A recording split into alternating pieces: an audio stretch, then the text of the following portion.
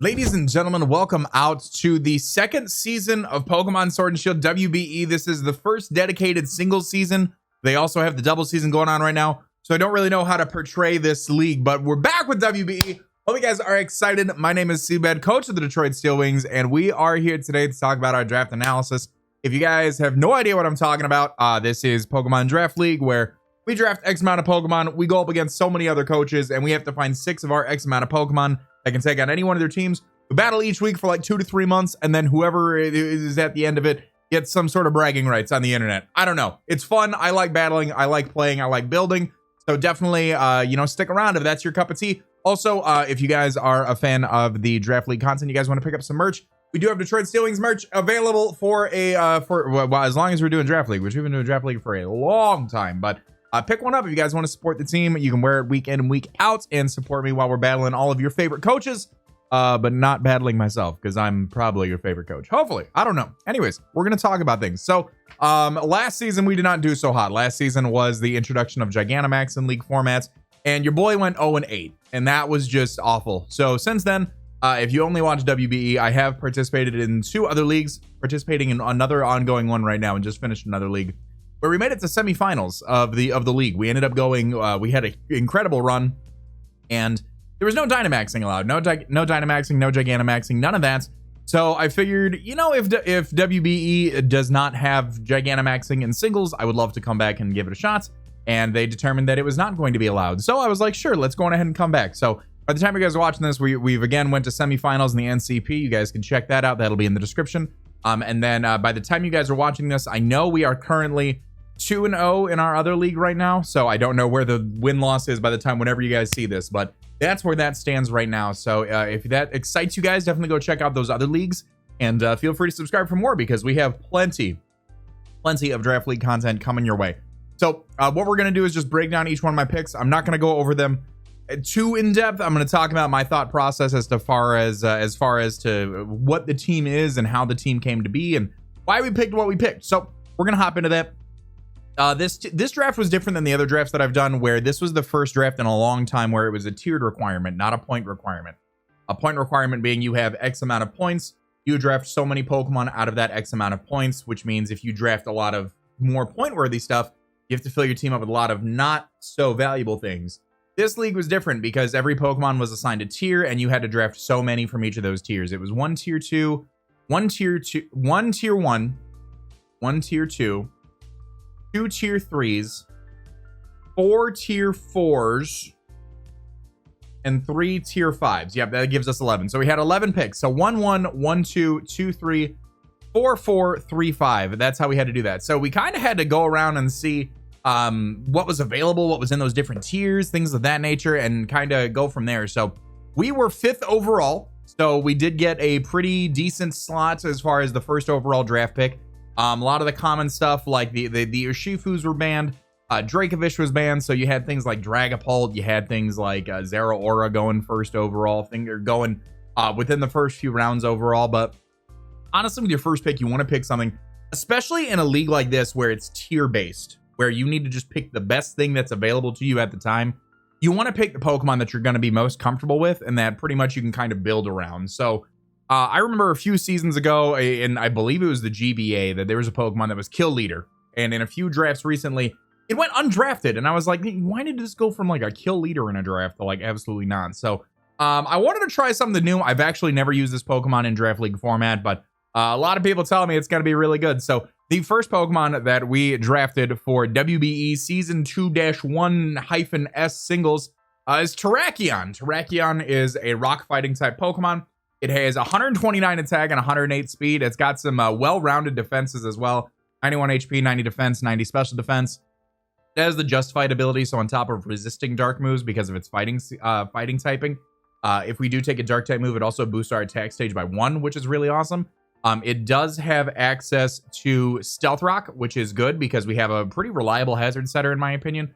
It's really hard with moves like Close Combats, with Stone Edge. It can set up with Swords Dance, with Rock Polish. It hits like a truck, really. Finding a Pokemon that can take hits from a Terrakion really is really hard to find. And I think that in Draft League nowadays, you want to grab Pokemon that people have a hard time prepping for. And Terrakion is definitely one of those Pokemon. Going out from Terrakion, as you guys can see, we've got the other tiers that we need to get.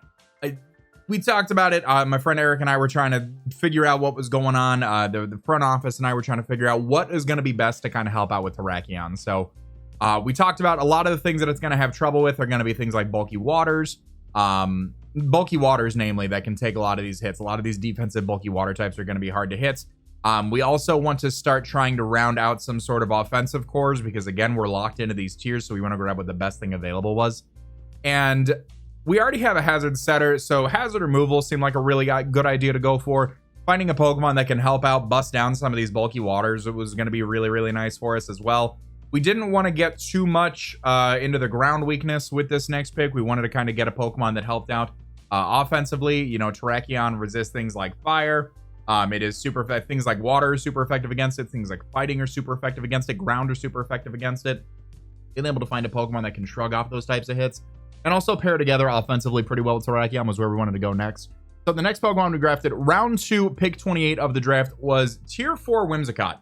Now, this was the first, I believe I was the first coach to draft a Tier 4. I could be wrong. I don't know. But drafted Whimsicott. Whimsicott is super fast. Whimsicott is super fast. It has 116 base speeds, so we have 2 Pokemon above base 100 speeds, which is great.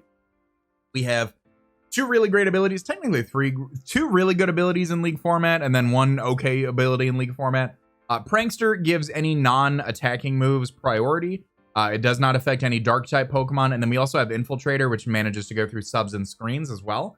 And then should we face any opposing Sun teams, I don't even think Sun was drafted, but should we face any Sun teams or should there be Sunny Day out, Chlorophyll does double our speed. So we're already super fast. We do have, because of Prankster, we do have priority defog. We do get, we're grass and fairy typing, so we already have kind of handle on some of those bulky waters. We can hit some other Pokemon that Terrakion really can't, like Terrakion doesn't get play rough. Imagine if Terrakion got play rough. Well, but we've got the fairy typing, so we've got our dragon immunity there as well. They kind of grab each other's checks and balances there. Moves that Terrakion can go for, Whimsicott really has no coverage for, and the moves Whimsicott can go for, Terrakion really has no coverage for. So I thought these two played together really well. Whimsicott's got a few tricks up its sleeve that you can pair together with Prankster.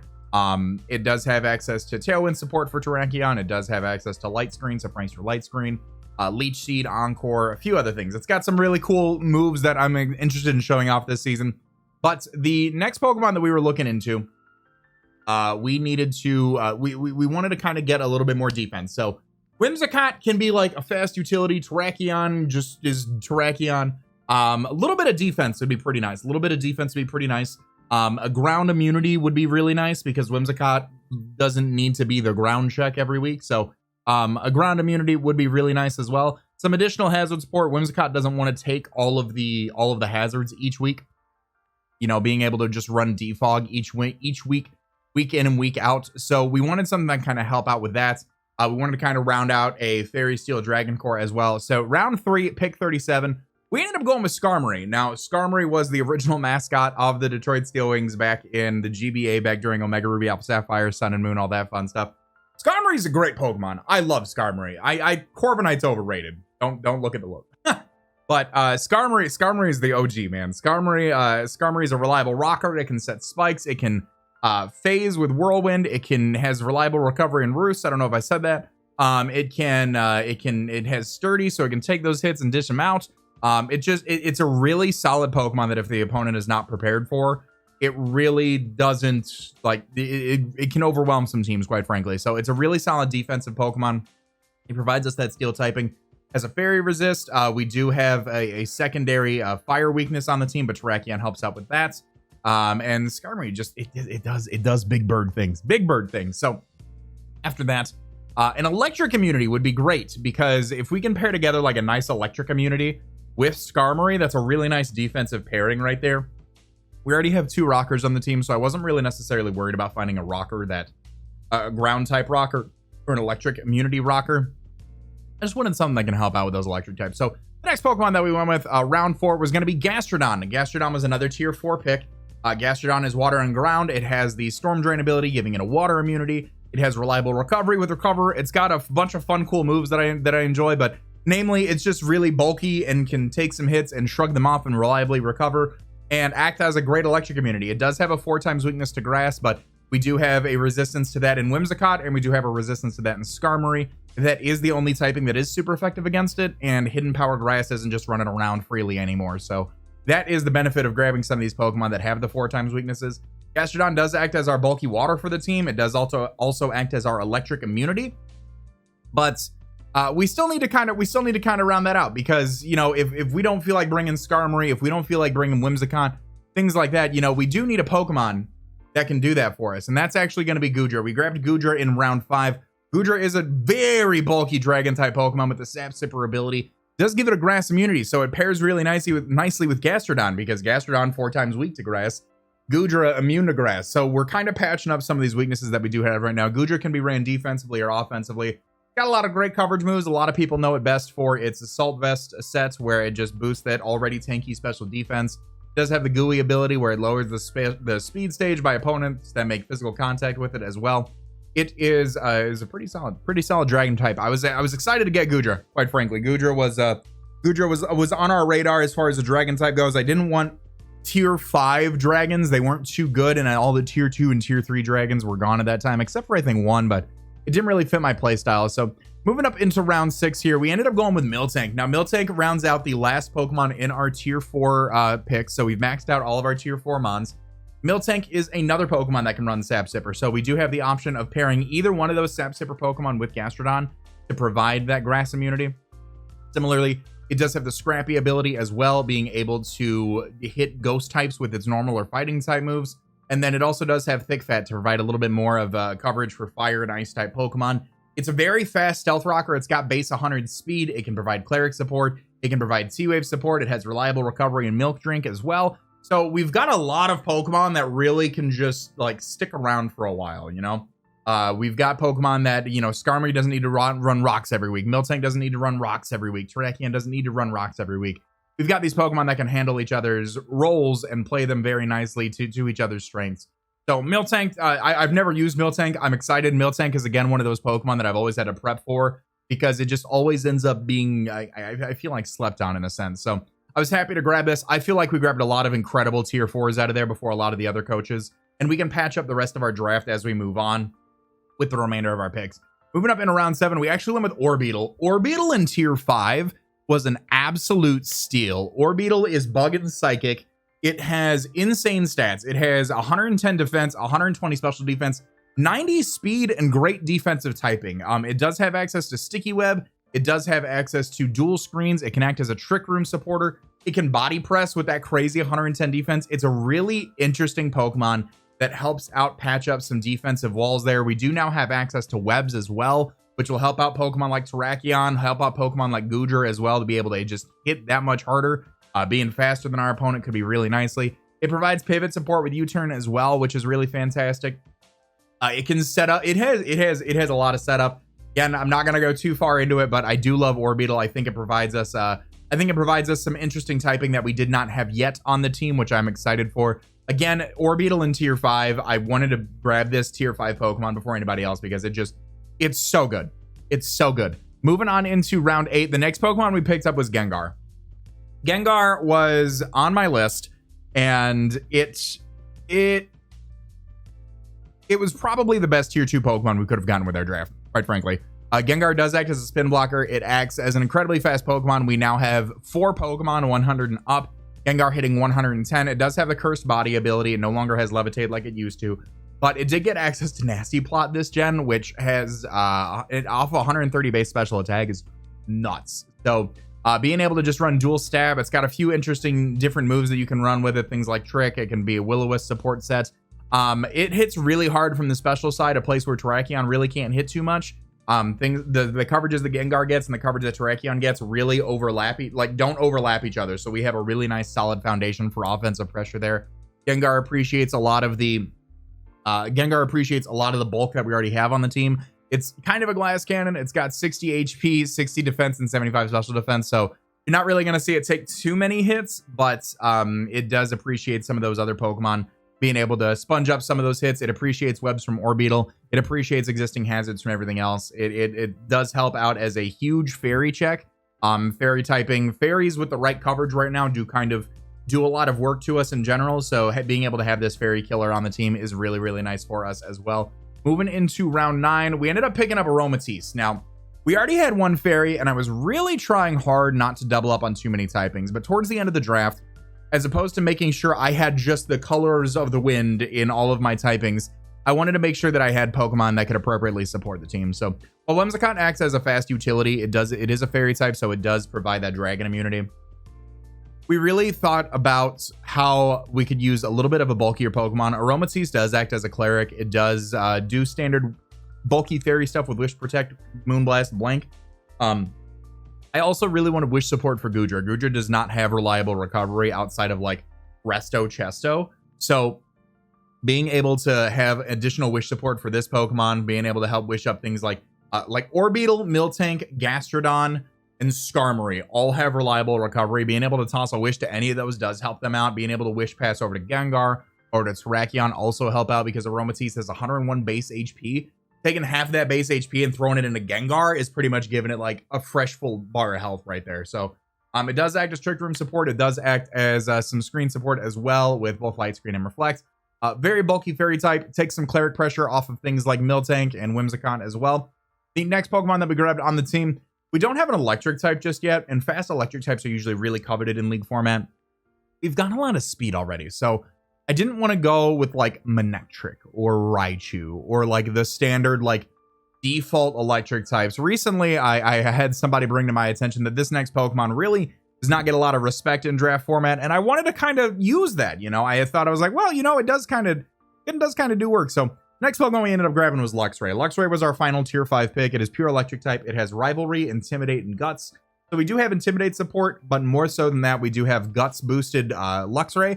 120 base attack with a Guts boost is insane. That is like, it blows my mind how hard this thing hits. It lacks in a little bit of coverage. It does have access to Volt Switch. It can pull off some interesting hard-hitting coverage moves that you'd see from like your standard physical type Pokemon with things like Wild Charge, things like Facade, etc., etc. But it did act as the electric type Pokemon on the team. It does help provide pivot support with Volt Switch, and it hits insanely hard. It almost has an attack stat rivaling Terrakion, the first Pokemon we picked with 129. This Pokemon has 120, and it has a built-in ability where with the right moves, it automatically gets a boost on top of there. So we've got a lot of really hard-hitting Pokemon. The last Pokemon that we wanted to draft on the team, a little bit more hazard support would be nice. I always think hazards are really important, not only removal, but setting them as well. Being able to provide some additional setup, you know, Terrakion can set up, Gengar can set up. Other than that, like Orbeetle takes a little bit to set up and get going. Aromatisse can like nasty plant, but it's slow. So having a Pokemon that can also set up, having Pokemon that can provide some utility as well, was where we wanted to go. And the last Pokemon that we drafted, round 11, 165th pick overall of the draft, we grabbed Cloyster. Now, I've used Cloyster before. Cloyster's fantastic. Cloyster is a water ice type Pokemon, so while it is doubling up on that water typing, it does provide us with an ice type Pokemon, which really goes often overlooked with moves like Ice Shard and Icicle Spear. Being able to set up with its people know it for having Shell Smash, being able to set up spikes, toxic spikes, things like that. It can rapid spin as well, so it provides us just a little bit more support. It provides us with a true defensive water type. Gastrodon is really well rounded as far as its stats go. It has 111 base HP, 68 defense, and 82 special defense. Cloyster has, let me see here, 50 HP. So while it's lacking in the HP department, it has 180 defense, which is insane. That's more defense than Skarmory. That's 20 less base defense than Steelix. So just take that into consideration. So it provides as a little bit of a defensive check. It does have some common weaknesses with a few other of our Pokemon, so it's obviously not common every week, but it was the last Pokemon that we had on the team. It was another water type that can help out. It provided some additional hazard support just in case we needed it, and that's why I wanted it for the team. So it just kind of well-rounded things out.